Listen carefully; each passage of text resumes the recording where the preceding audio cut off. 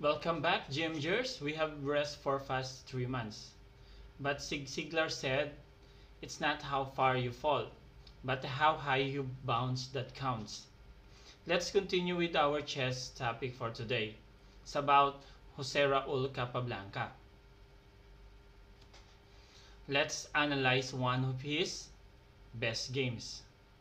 It is against Das in St. Petersburg 1930. Capablanca played e4. Then Das replied e5.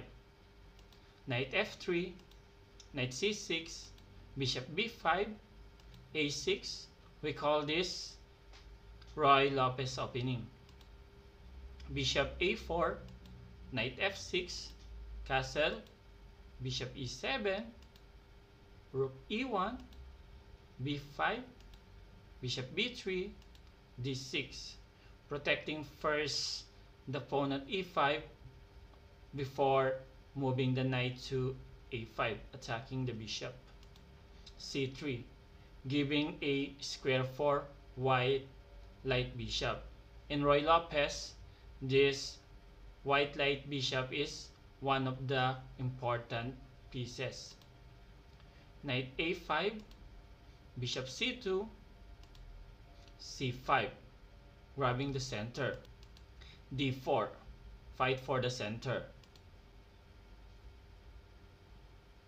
Queen c7. If c takes d4, then c takes d4. Black cannot capture the pawn at d4 by e takes d4 because now the d6 become isolated and weak. Then the c file that is useful for white.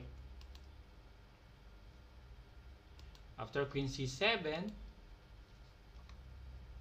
knight bd2. But Anand suggests in his book Opening for White 1 e4, a4. The idea is to capture the pawn at b5, then the white become open, and the knight at a5 become pinned, planning to b4. Knight c6, knight f1. This is strategical for white. Knight f1 followed by knight g3.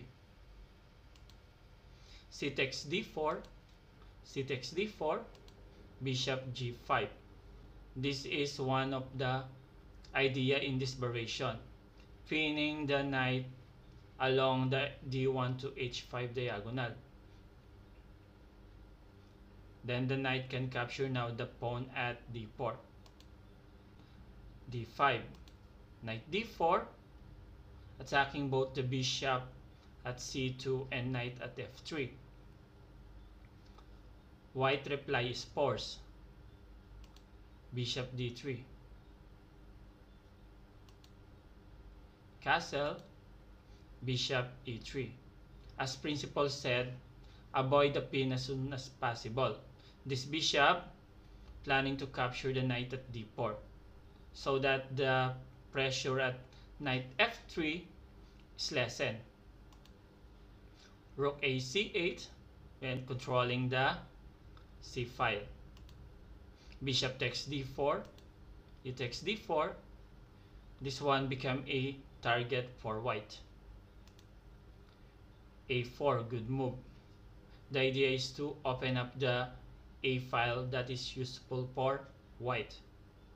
And black cannot capture because the a6 pawn become weak. White can easily capture if black capture the pawn at a4. Queen b6, protecting the pawn at b5. A takes b5, a takes b5, h3. Attacking again the bishop that pinned the knight. And aside from that, giving escape route to black king in the later stage. Bishop takes f3, queen takes f3, knight d7. A normal move. Black is planning to move by knight c5 or knight e5. but both of them can be attacked by either pawn b4 or f4.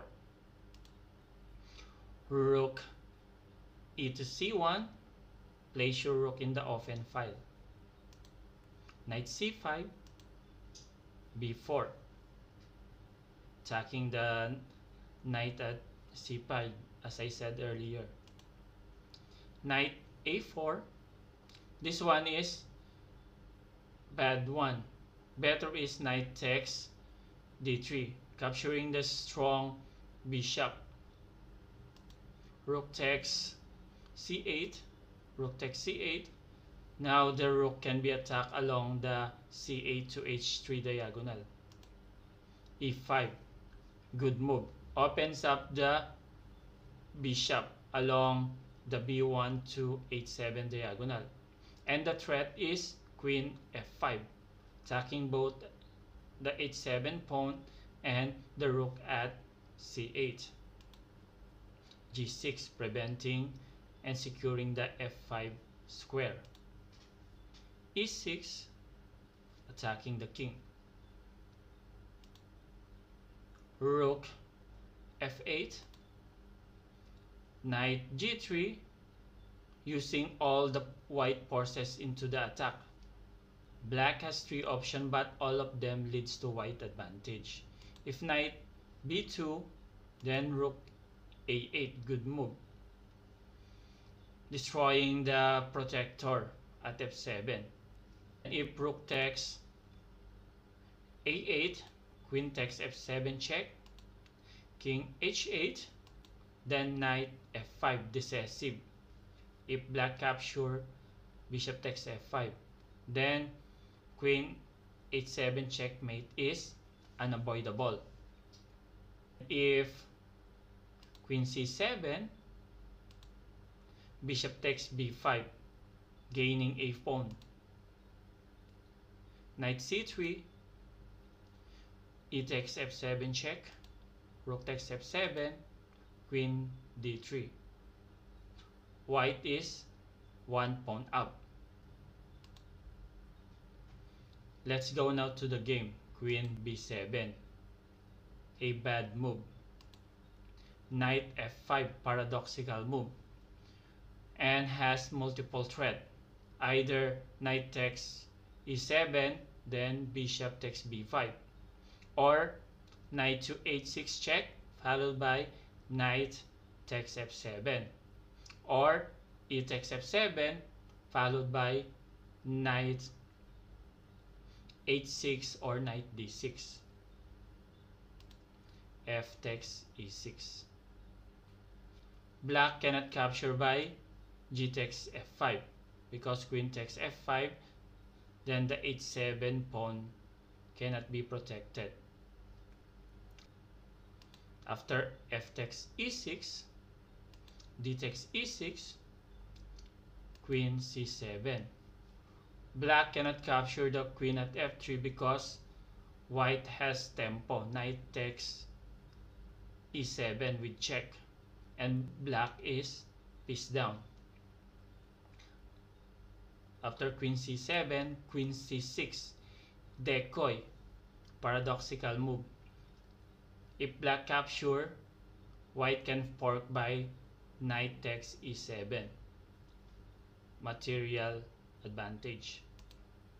Queen d8, knight takes e7 check, queen takes e7, bishop takes b5.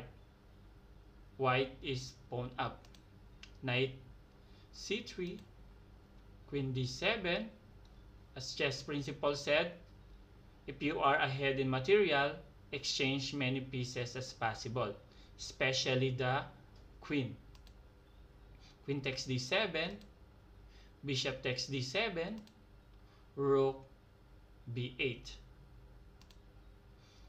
e7, king f7, preventing the e8 queen.